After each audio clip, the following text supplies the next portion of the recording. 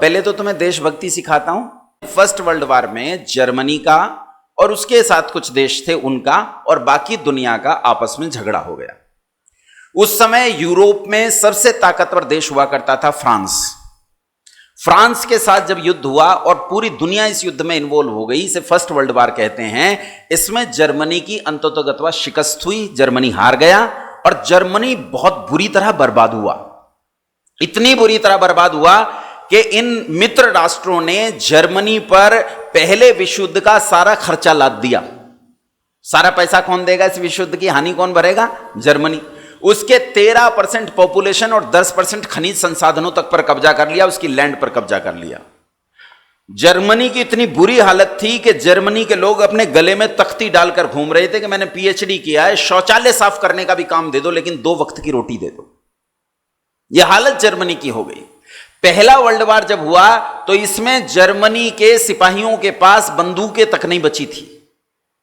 यूं ही लड़कों को पकड़कर सेना में भर्ती किया जा रहा था और उनके पास बंदूकें नहीं थी। इन्हीं लड़कों में एक 17 साल का लड़का सेना में भर्ती किया गया और यह 17 साल का लड़का, इसे बंदूक नहीं मिली, तेज दौड़ता था। अपने तेज दौड़ने के गुण पर इसे चिट्ठी एक बटालियन से दूसरी बटालियन में पहुंचाने का काम मिला। बहुत तेज दौड़ता था। जब पहली वर्ल्ड वॉर में जर्मनी बुरी तरह हार गया और पूरी दुनिया में सबसे ज्यादा दुर्गति और अपमान जर्मनी का हुआ, तो यह लड़का अपने इस देश के अपमान को देखकर एक चट्टान पर बैठकर फूट फूट कर रोया।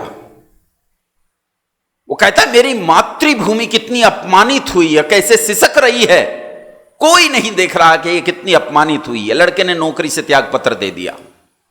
ये समाज में आ गया और समाज के बीच में आकर इसने जर्मनी के लोगों को जगाना शुरू कर दिया, जर्मनी के लोगों को बताना शुरू कर दिया और इसने उसके भीतर संघर्ष किया। इस लड़के को पुलिस ने पकड़ लिया, 10 साल की सजा हुई।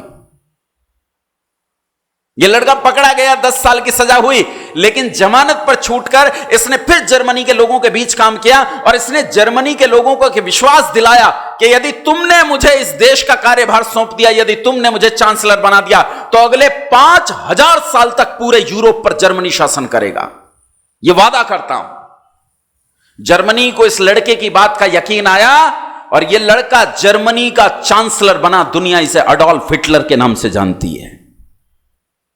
अडोल्फ हिटलर ने सेकेंड वर्ल्ड वॉर में फिर से ताकत जुटाई और ताकत जुटाकर हमला कर दिया। यूरोप का सबसे ताकतवर देश फ्रांस 24 घंटे में घुटनों में आ गया। 24 घंटे में वो फ्रांस जिसने जर्मनी की दुर्गति और अपमान किया था, वो फ्रांस 24 घंटे में संधि के लिए हाथ जोड़ने लगा, गिड़गिड़ाने लगा।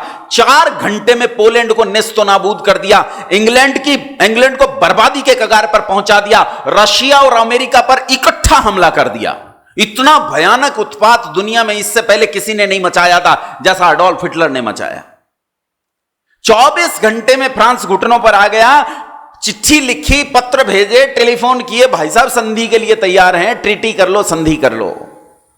हिटलर ने कहा ठीक है, संधि की तैयारी करो, हम संधि आएंगे। तिथि तय हो गई। तो कहा संधि कहां करोगे? कहा महाराज एक महल को 7 स्टार होटल की तरह सजाया गया है, उसमें संधि होगी। बोला ना, उसमें नहीं होगी संधि। फिर कहां होगी? कहा वो रेल का डब्बा लाओ ढूंढ कर, वो रेल का डब्बा जिसमें पहले वर्ल्ड वॉर के बाद मेरा चांसलर सिर झुकाकर बैठा था, उसी रेल के डब्बे में बैठ के संधि करूंगा।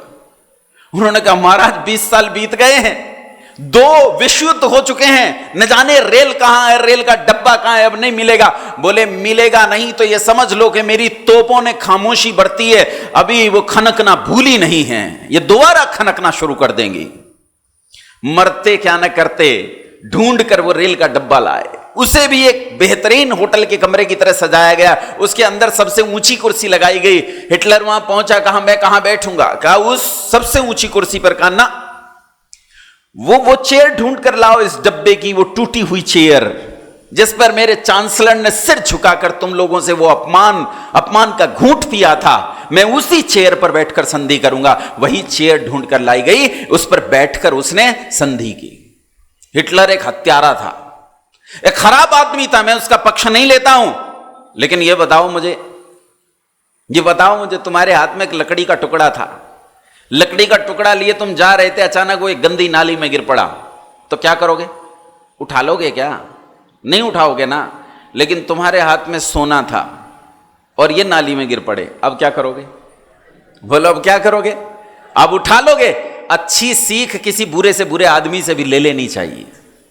अडोल्फ हिटलर एक बुरा आदमी था, लेकिन अडोल्फ हिटलर कैसा देशभक्त था ये सोचो। इस सेकेंड वर्ल्ड वॉर में इंग्लैंड की जो हालत हिटलर ने की वो नेपोलियन बोनापार्ट भी नहीं कर पाया था। इंग्लैंड घुटनों पर आ गया, त्राहिमाम त्राहिमाम कर उठा। विंस्टन चर्चिल के आज भी रेडियो संदेश और लिखित संदेश आज भी मौजूद हैं। वो कहते हैं मुझे नहीं पता बाइबल में जो कयामत लिखी है वो कब आएगी, लेकिन यह कयामत बरस रही है आसमान से। 100 से अधिक देशों में देखा जाने वाला सर्वाधिक लोकप्रिय और सबसे अधिक फॉलोअर्स के साथ पूरी दुनिया में आर्य समाज के विचारों का प्रचार करने वाला एकमात्र चैनल वैदिक प्रचार।